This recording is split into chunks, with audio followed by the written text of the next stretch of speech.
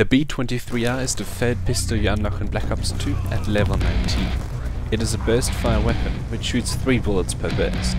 You can kill with 1 accurate burst at close range and with 2 accurate bursts at any range. However, the recoil and available sights make it difficult to compete with assault and sniper rifles at long range. The B23R is best used up close, similar to a shotgun. When using the B23R, rather than starting to fire as soon as possible, take a little time to make sure your aim is on target. 1 burst that hits an enemy up close is lethal, but if you miss you will likely not survive. That said, the pistols have high movement speeds, even when aiming, so be sure to strafe and you will win many engagements you would have lost otherwise. The reflex sight lets you take on enemies more easily at medium range, as the view on target is slightly clearer, but after you've started shooting, the reflex sight is no better than the iron sights due to the visual recoil. You should focus on close range engagements anyway, and in those the iron sights are good enough. On submachine guns, the laser sight is good because you can start firing from the hip after running much sooner than you can aim down the sights, and the laser sight reduces the hip fire spread and thus makes the tactic even better. However, the time it takes to aim down the sights of the B23R is so low that there is no reason to hip fire, and thus the laser sight only encourages doing the wrong thing. FMJ doesn't make a notable difference to the B23R. Fast mag reduces the time it takes to reload the B23R. This doesn't really offer any advantages, since if you have to reload in the middle of a gunfight you are most likely dead regardless whether or not using fast mag. Outside of combat, the normal reload time is fast enough, so you don't need fast mag there either.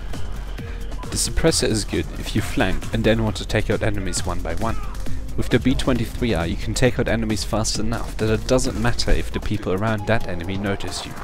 If they do turn around you can shoot them straight away, rather than having to chase after them.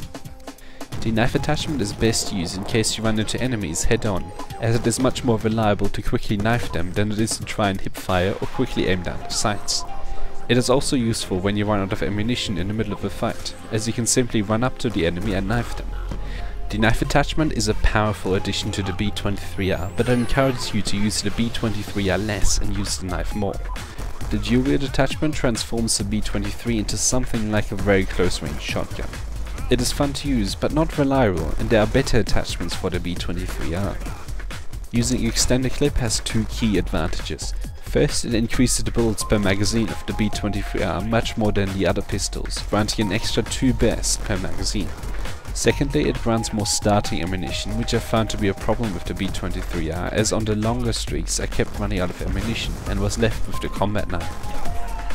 The long barrel attachment increases the range of the B23R. It will extend the 1 burst range of the B23R and will let you be even more competitive at medium range, where strafing is still effective.